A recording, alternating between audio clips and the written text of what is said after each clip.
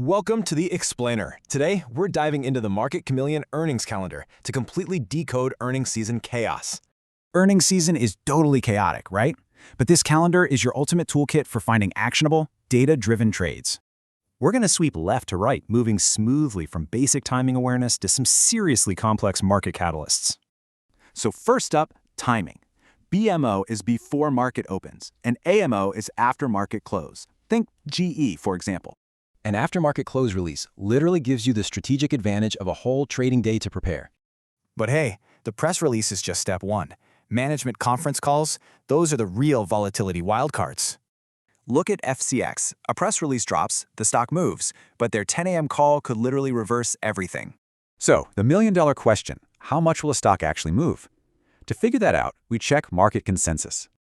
Market Chameleon calculates expected moves using options straddles. Like with FCX, nearest term options implied a 4.4% move. Historical data matters. Tesla was expected to move 9.2%, but actual results triggered a massive 12% jump. Let's talk dates.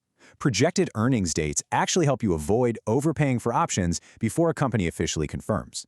Tracking daily option volume quickly shows you which earnings events have the best trading liquidity. Just look at Nucor.